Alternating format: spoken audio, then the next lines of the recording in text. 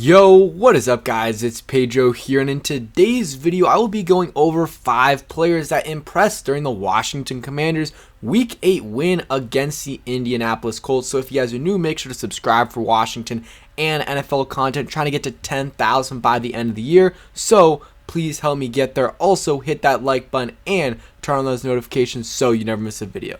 Boy, does Victory Monday feel good. It wasn't a pretty win, but a win is a win at the end of the day.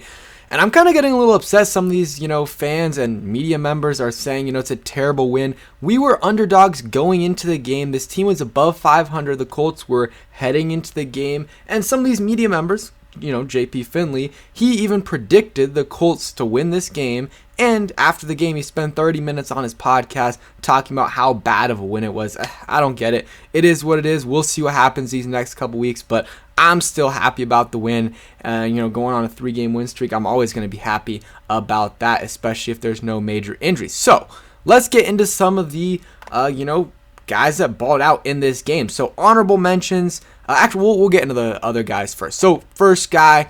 This one is obvious. Terry McLaurin, he gets the game ball. He was the best player on the field yesterday. He's tied for 10th in the NFL in receiving yards, while averaging about 17 yards per reception, and while really not getting the targets he deserved when Carson Wentz was at QB. If Heineke is the QB for the rest of the season, Terry McLaurin will get over 1,200 yards. Mark my word.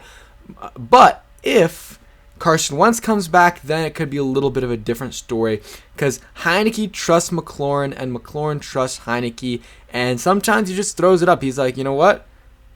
McLaurin's down there. Let me just throw it. And sometimes, and it works usually. Sometimes it doesn't, but I like that, he does trust Terry McLaurin. Terry McLaurin, 6 catches, 113 yards. Didn't have a touchdown, but was close to getting one at the end there. And yeah, he was just an absolute beast. And, it's his, home city. You guys saw all the videos of him getting super hyped. I love seeing animated Terry. We know that, it's always been in him. But these last couple weeks, we've seen him unleash that side of him. Because I'm sure the last 4 weeks before that, 5 weeks before that, he was just really upset that Carson and, Scott weren't getting the ball. So I'm happy that, Taylor's getting in the ball, and, Terry McLaurin is absolutely balling out. Yeah, Terry McLaurin's amazing, and he's going to end up being one of the best receivers in Washington history for sure, and I think will be in the Ring of Fame. I know that's early, but I think if Terry stays here for the rest of his contract, maybe a little bit more, that will be the case. I just hope we're able to win with him. So, and he had the, second highest grade of any Commanders player.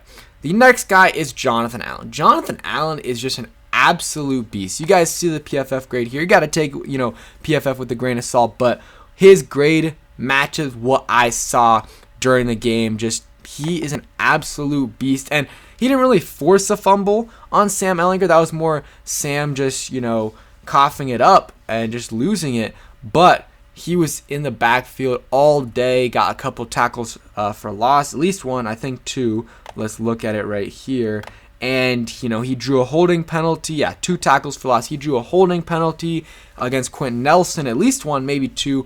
And, he's going up against the best guard in football. That's what everyone says. And he dominated him. 2 tackles for loss, got held, and was in position to make some plays.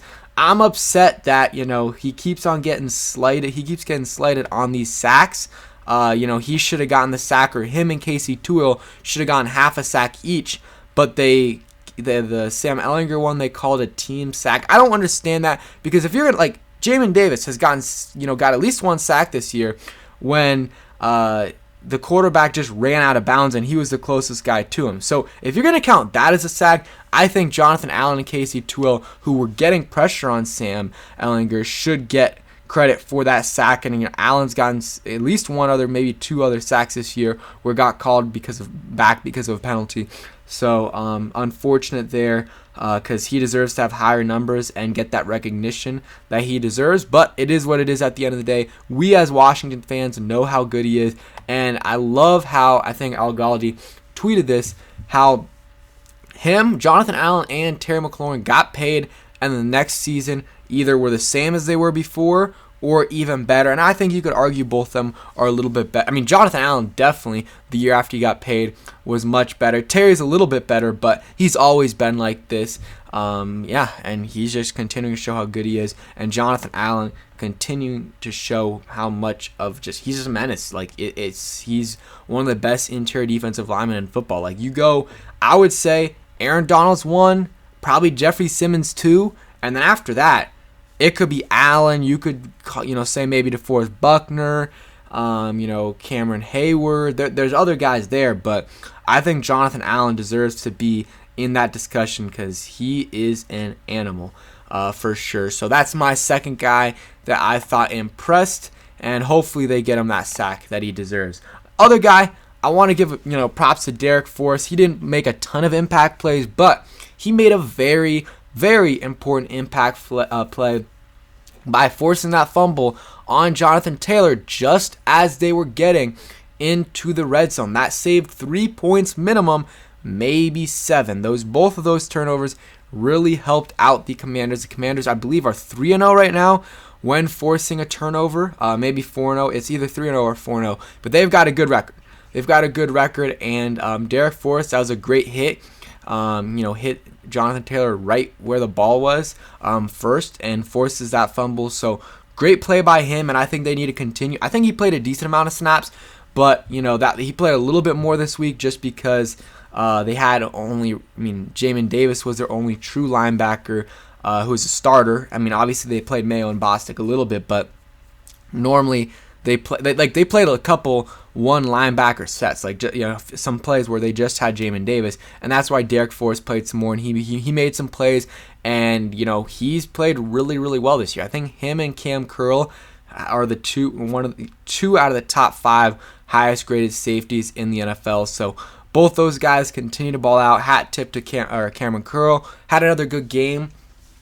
Maybe overall his play was a little bit better than Forrest, but I just wanted to give it to Forrest because he made a huge, huge impact play that changed the game for sure. Like those plays absolutely changed the game, changed the momentum of the game, and I'm happy he was able to do that because if he doesn't, we don't win the game. We probably don't win the game. Same thing with the Sam Ehlinger fumble for sure. So Derek Forrest gets a game ball. Cam Curl also gets a hat tip. So next guy, Antonio Gibson. He continues to land on this list, and he had another good game. 7 catches on 7 targets. So love the efficiency there. 58 receiving yards, a touchdown, and wasn't efficient running the ball.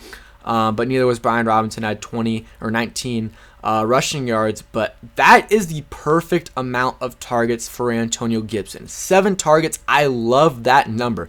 Give him that amount every week. I feel like every week we've done this with Gibson, we've been successful. He's been successful. Week 1 against the Jacksonville Jaguars, he had similar numbers to this. We won. Offense looked explosive. Last week against the Green Bay Packers, offense looked pretty good. Just couldn't finish in the red zone, but Gibson had a receiving touchdown, and they used him a little bit more. And this week, same thing. So I think the formula. Give Gibson, ideally he gets like 4 to 5 catches, 4 to 7 catches, ideally, and 7 targets is a really good number. You don't want to give him too much where you're taking away targets from Terry, but I think 7 targets is a really good number, and usually on 7 targets he'll get 5 to 6 catches because a lot of them will be shorter and he'll be more likely to get them. And yeah, I liked how they used him, and I think they should continue to use him more like a receiver than a running back, but still use him as a running back because sometimes, he is very explosive as a runner for sure. But I think this allows you to maximize both him and Brian Robinson for sure. So continue to use, I think, Scott Turner needs to continue to use Antonio Gibson more as a receiver than he has in the past. Last game ball goes to Curtis Samuel. I thought he had another very solid game for the Commanders. We'll go look at the stats, but he had a couple, at least one clutch catch on a 4th down conversion. Might have been 2. He had 3 total catches, 50 yards.